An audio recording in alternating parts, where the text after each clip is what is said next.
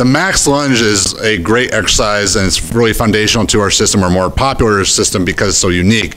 Basically, what we're doing is we're taking the opportunity of something like a lunge, which has the need to both produce and resist force at the same time. It is multi-planar just by itself, and as I've written out, we can get huge amounts of muscle activation, but now we're going to amplify the multi-planar effect, meaning that as Jessica's moving, the weight's going to move around her body. So most times when we think about strength training, the weight's moving with our motion.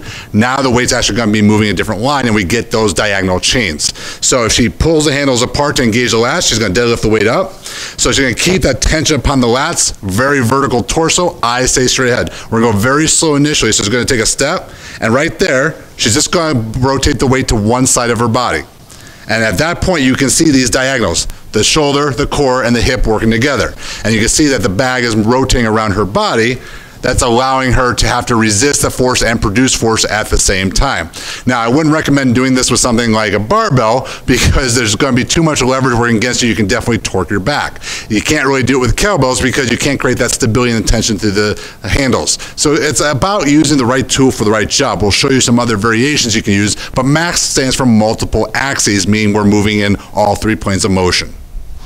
So while we can't mimic what we just showed you with the ultimate sandbag here, we can use kettlebells in a different way. So if we bring them up in the double rack position, squeezing the handles, driving the elbows in the ribs, now we're getting a lot of that plank. So what we're going to do is just a little thoracic rotation. It's not about how much you twist, it's just a little bit of rotation. So as she comes down, just a little slight rotation. So now, again, she's trying to draw into these lines, the same type of diagonal patterns. It's not going to be as reactive or as challenging with the bag, but we can still build up progression by using this as a cornerstone, and again, teaching people how to keep stability at one segment and mobility at another.